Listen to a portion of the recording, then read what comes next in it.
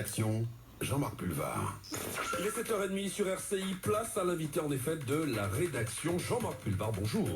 Bonjour Vincent, bonjour à tous. Ce matin, faisons le point sur la filière Rhum et cette journée de promotion de la production organisée à Sainte-Marie. Michel Fayad, le directeur commercial de l'animation de la distillerie Saint-James, est votre invité. Bonjour Michel Fayad. Bonjour. Et merci d'être là ce matin pour nous donner des nouvelles de la filière Rhum. Mais avant tout, de la distillerie Saint-James, après la traversée, il y a un mois, de la rivière Sainte-Marie. Elle a subi des dégâts quand même, hein. L'eau est montée, etc. Il a fallu nettoyer, il a fallu remettre tout ça en état. C'est vrai que on n'a pas eu de glissement de terrain, heureusement, donc rien d'irréversible dans un premier temps. Mais aujourd'hui, disons que tout le monde est au travail, puisqu'on prépare déjà la prochaine campagne. Tout est rentré dans l'ordre. La filière Rhum n'a pas été épargnée par la crise sanitaire. Quelles ont été les conséquences sur l'activité? Ça a été une catastrophe. Il faut bien dire que heureusement, on est sur plusieurs niveaux, côté agricole, le côté industriel, le côté production, le côté vieillissement. Il y a tous ces phénomènes-là qui n'ont pas été touchés. Mais le côté spiritourisme même, le côté touristique, ça a été une véritable catastrophe. Et c'est là qu'on voudrait bien faire comprendre à tout le monde ce qu'est le spiritourisme pour la Martinique. C'est-à-dire au niveau du rhum de la Martinique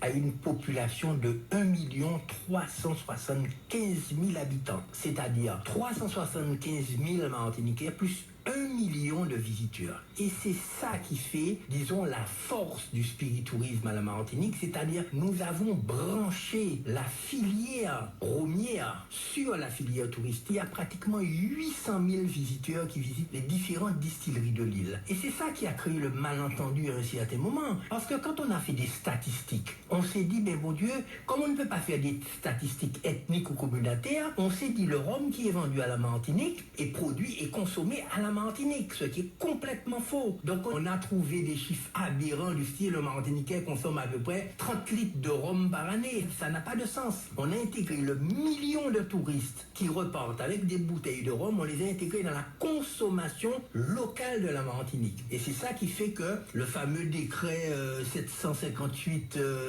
etc., qui a voulu taxer au niveau de la sécurité sociale le rhum, est parti sur cette base-là. Alors qu'aujourd'hui, qu'on n'a plus de touristes du tout, aujourd'hui, la vraie consommation du rhum consommé par les Martiniquais, c'est en 2020. C'est là qu'il faudrait faire les statistiques. Aujourd'hui, on pourrait dire, en faisant des statistiques sur la vente de rhum en 2020, on pourrait dire voilà ce que consomment les Martiniquais. Et on aurait vu qu'ils consomment beaucoup plus de champagne, beaucoup plus de bière, beaucoup plus de cognac, beaucoup plus de whisky que tous ces éléments-là. Alors que quand on rajoute le million de touristes, dont les 800 000 qui visitent des distilleries, effectivement, tous ces éléments-là devraient être revus, à mon sens, à la baisse dans la mesure où la consommation de rhum des Martiniquais n'est pas aussi important qu'on le dit quand on rajoute celui des touristes en question. Saison touristique, vous l'avez rappelé, difficile cette année, celle à venir semble être encore compromise.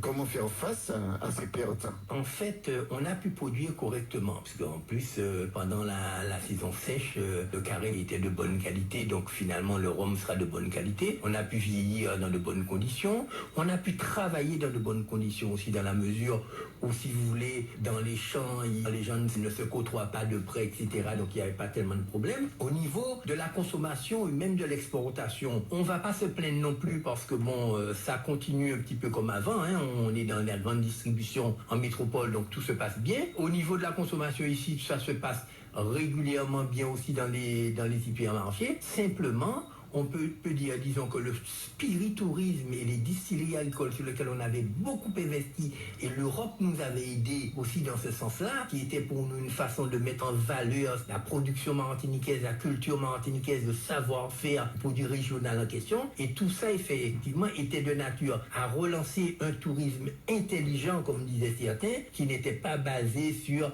venez visiter nos plages, notre rocher du diamant et notre montagne Pelée pour rien, mais qui était basé sur venez acheter un rhum de qualité, qui est un rhum d'appellation d'origine contrôlée. Troisième conséquence de cette crise sanitaire, pas de fête du rhum cette année, alors que c'était une certaine façon pour vous d'assurer la promotion du produit. Cette année, ce sera autrement. Bien sûr, c'est-à-dire que en fait, on avait la fête du rhum, on a fait la fête de fin de récolte, on avait le festival de jazz. Nous étions devenus une espèce de centre culturel décentralisé disait où nous parlions de culture juste sur le Nord-Atlantique. Bon, tout ça a stoppé net depuis le Covid. Aujourd'hui, nous allons faire simplement une journée de vente promotionnelle, un peu comme on le faisait à la fête du Rhum, mais sans manifestation, bien sûr, avec toutes les règles de distanciation, notamment pour les grossistes. On va faire une vente même en driving, en drive, pour montrer que bon, la production martiniquaise est là toujours, le rhum est là, la filière est là, et on existe toujours. Et la commercialisation du produit à l'extérieur? Aujourd'hui, le rhum a atteint un niveau de qualité exceptionnel, parce qu'avec cette histoire d'AOC sur laquelle on s'est battu en plus,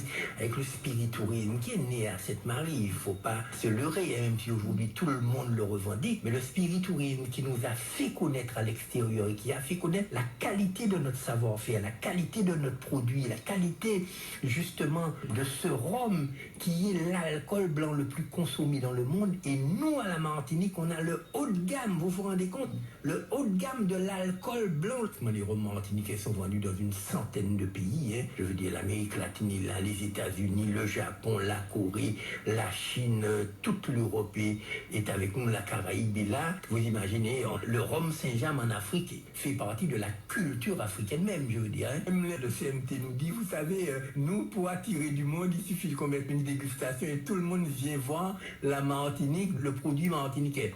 Alors, ça fait très longtemps qu'on leur disait que le rhum est un produit d'appel. Alors aujourd'hui, on leur propose autre chose, mais ils ont tellement l'habitude de vendre de la plage, du soleil et du cocotier que quand on leur propose un vrai produit d'achat, ça leur pose un problème. Mais si on mettait des collerettes, la Martinique vous aime, sur les 14 millions de bouteilles de litres de rhum distribuées dans 100 pays, ça aurait pu faire une certaine attraction. Aujourd'hui, il y a ce qu'on appelle les QR codes, par exemple, sur lequel on peut simplement regarder une vidéo à partir de son portable sur un QR code qu'on pourrait mettre sur les 17 aujourd'hui millions de bouteilles de rhum qui sont distribuées dans 100 pays dans le monde, et ça pourrait faire un produit d'appel. Rendez-vous dimanche à Sainte-Marie? De 8h à 17h.